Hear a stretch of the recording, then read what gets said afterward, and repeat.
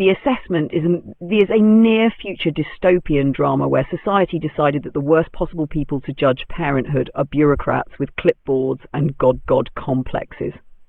Naturally, everything goes wrong. The film drops us into a sterile, tightly controlled future where climate collapse and overpopulation have convinced the government that reproduction must be regulated. Want a child? You don't get romance, hope, or biology. You get an assessment. Prospective parents must pass a week-long evaluation conducted by a state-appointed assessor who lives with them, watches them, and quietly decides whether they're worthy of continuing the human species. No pressure. Enter Mia and Aryan, a married couple living in a minimalist coastal home. Mia is an artist restoring damaged artifacts from the old world. Aryan works in tech, designing systems that help manage this controlled society. They want a child not as a status symbol, but as an act of faith in a future that keeps insisting it doesn't deserve optimism. They are assigned Virginia, their assessor. At first, the assessment feels clinical. Virginia asks questions about childhood's values, conflict resolution. She notes everything. She smiles rarely. Then the test escalates. Virginia introduces simulated parenting scenarios. She behaves like a child, a difficult one. She throws tantrums, demands attention, breaks objects, cries without reason. Mia and Aryan are told to respond naturally. Nothing they do is right for long.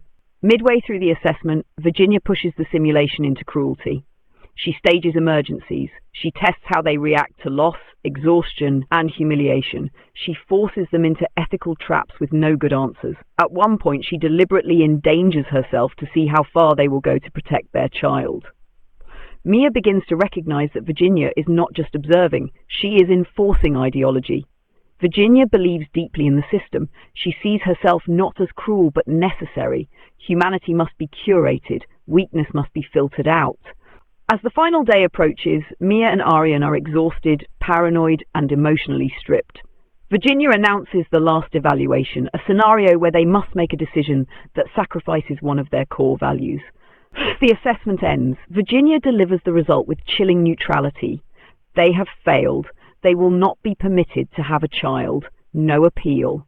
No explanation beyond a vague statement about emotional instability and unpredictable attachment. Virginia leaves as she arrived, composed and untouched. Another home, another judgment, another future erased. In the aftermath, Mia and Aryan sit in their empty house, grieving not just a child they'll never have, but the belief that goodness matters in this world.